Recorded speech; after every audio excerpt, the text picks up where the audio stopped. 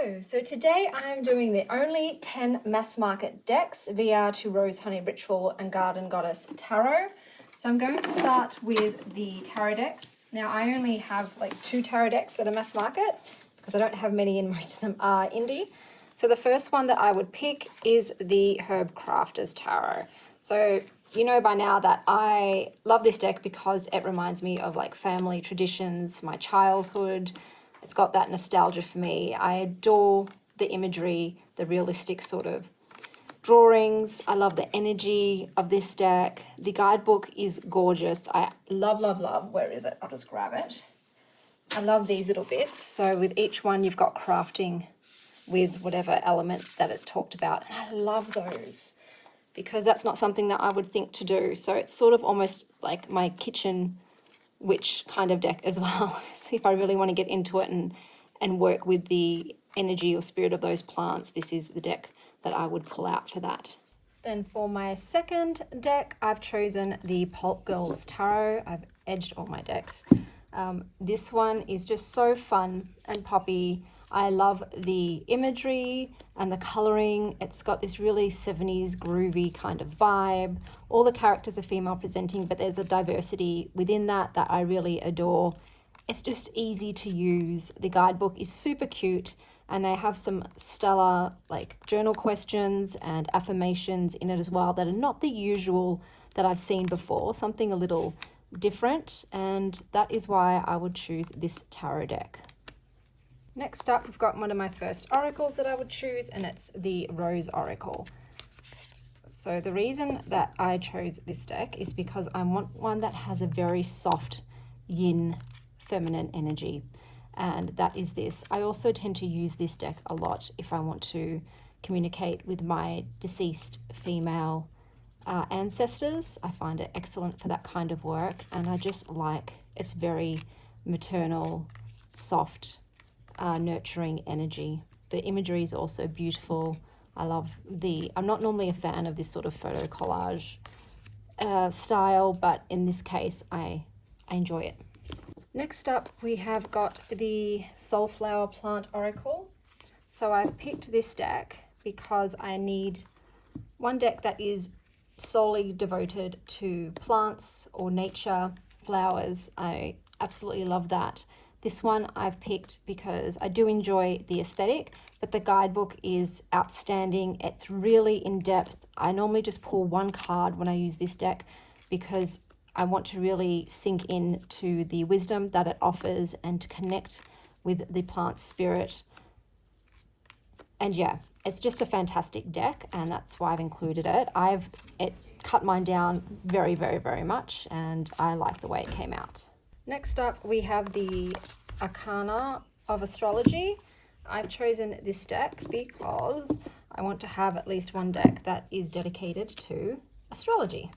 And I picked this one because it's like the most easily digestible. It's got quite a decent amount of information in the guidebook. I like the aesthetic. It's very minimal and simple, but it's still very pleasing to the eye. And yeah, that's why I've chosen this deck. Okay, up next we have the Sacred Goddesses, Sacred Mothers and Goddesses, I think it's called. So this one I've picked because it's got a more intense energy. It's also one that I use when I want wisdom from deities or, sacred mothers. It's got a strong feminine energy to it, but one that sort of doesn't pull its punches. The guidebook, once again, is excellent. Almost all of the decks that I've chosen today have very in-depth, well-written guidebooks, and that is a big plus for me. That is like the main thing I normally like about decks are the guidebooks. Next, I've picked Sacred Cycles. This was life-changing for me in regards to allowing me to tap into my divine feminine, my inner goddess, to connect to my cycles, the different phases of my cycle, to connect to my womb space. I am forever in its debt. It is simply wonderful, and I cannot recommend this enough to anyone that wants to connect to their cycles in a really meaningful, intuitive way. Okay, so next up we have the Lantern Oracle. I want a deck that does more of the shadow work, and this is the best shadow working deck I have ever had the pleasure of using. The imagery is beautiful. It is dark. There is a intensity to it. The guidebook is magnificent, honestly. It is just beyond. The information that I get from it is stellar. It really just cuts to the core and opens your eyes and allows you to really dive deep and sort your crap out. Okay, next up we have a newer deck to my collection.